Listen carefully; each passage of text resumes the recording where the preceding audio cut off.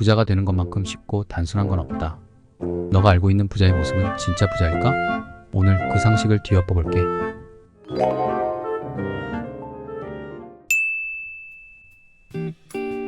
부자가 누리는 삶을 알면 부자가 되고 싶다는데 과연 부자의 삶은 무엇일까? 50년 전의 부자들은 큰 집에서 하인들을 부리며 살았다. 마당에는 사계절 먹을 식량이 쌓여 있었고 옷은 양복점에서 맞춰 입었다.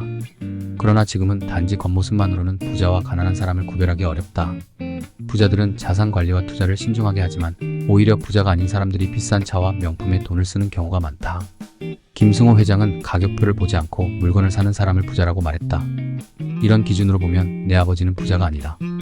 옷을 살 때 가격표를 따져보고 주유소 기름값도 비교하며 생수도 저렴한 것을 골라 산다. 그러나 여행에서는 돈을 아끼지 않는다. 패키지 여행보다는 고품격 상품을 선호하고 비용이 많이 드는 자유여행을 즐긴다.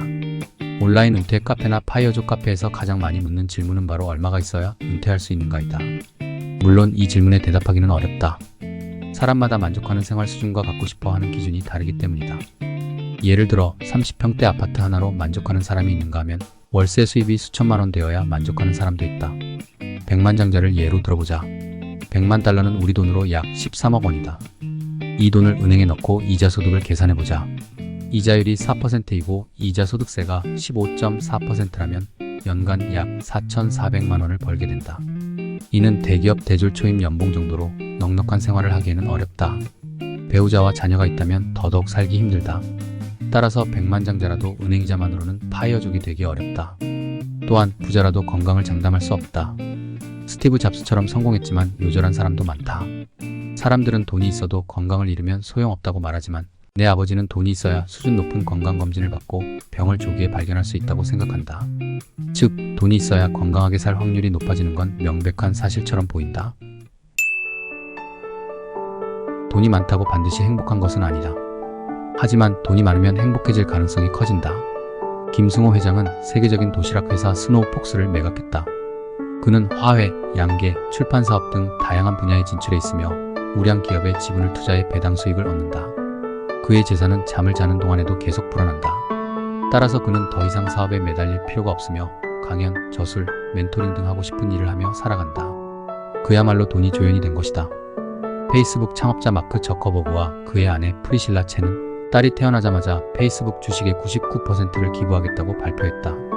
많은 미국 부자들이 자식에게 재산을 물려주는 것을 꺼린다.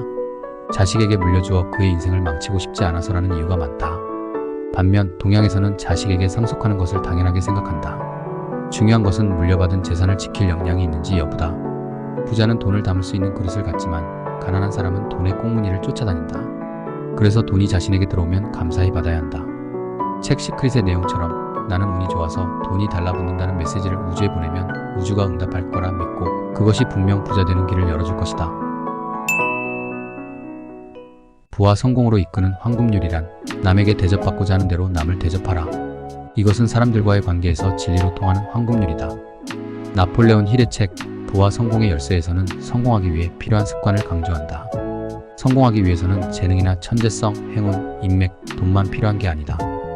시작하면 무엇이든 끝내는 습관이 필요하다. 가령 유대인들은 돈을 생명처럼 여기는데 그 이유가 바로 목숨이 위태로울 때 돈을 무기로 목숨을 건진 경험이 있기 때문이다. 유대인의 법전이자 경전인 탈무드는 돈과 인맥 관리의 중요성을 강조한다. 탈무드에 따르면 고마우면 고맙다고, 미안하면 미안하다고 말하고 남의 험담을 하지 말되 수입의 1% 이상을 기부하라라는 말이 있다. 게다가 성공한 사람들의 85%는 인맥 덕분에 성공했다고 말한다. 좋은 인맥을 만들기 위해서는 정직과 진심으로 남을 대해야 한다.